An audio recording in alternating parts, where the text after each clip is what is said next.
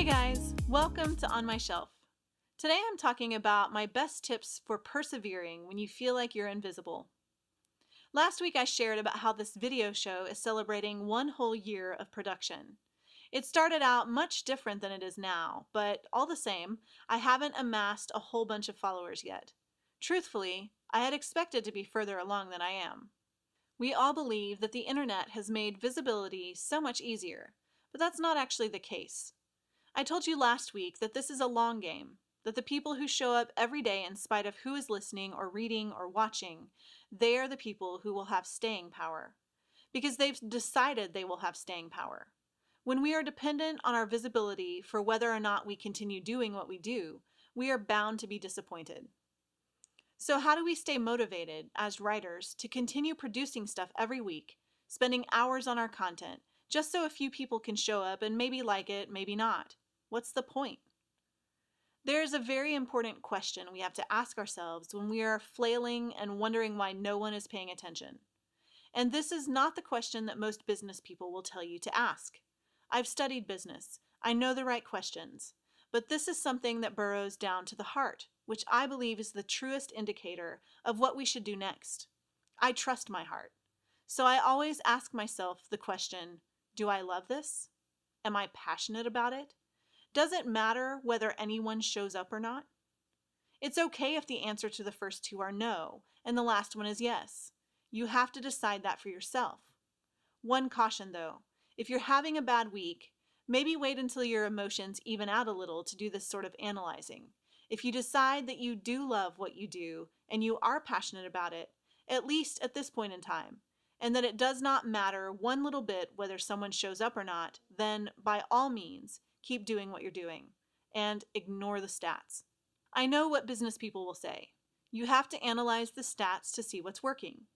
I'm a bit non-traditional when it comes to this sort of thing because I don't believe that it's necessary to write for the market or tailor to the market. If we're not concerned with statistics, we're never going to be bothered by it anyway, right? I mean, logically that makes sense. So I'll write what I want to write.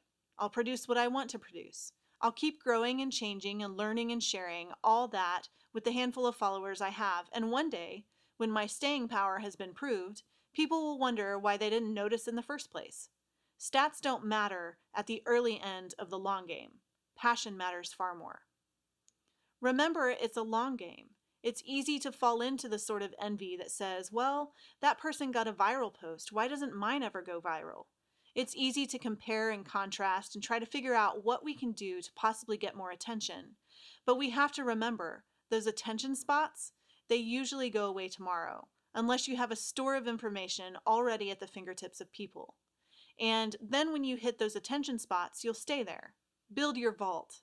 Somewhere along the road of your building, you'll discover your treasure, because it's with practice that we become brilliant. And after all this, don't forget to reevaluate often. Sometimes our goals change. That means our actions have to change too. Sometimes we learn something new that feels right. If, at any point in the future, I find that this video show falls outside of my goals, I will not hesitate to cut it from my schedule. The same should be true for anything we decide to do. Here's a recap of my tips for persevering when it seems like no one really cares. 1. Analyze the depth of your passion for what you're doing. 2. Ignore the stats. 3. Remember it's a long game. Sometimes it's a long, long, long game. 4. Re-evaluate often. I hope you've enjoyed this look at doing the work even when you feel invisible. Be sure to visit thiswriterlife.com to access my resource library and for more tips on writing and publishing within the context of being a parent. If you have any questions about the craft of writing, creativity, or publishing, leave them in the comments. For more On My Shelf, subscribe to my YouTube channel. Thanks for watching.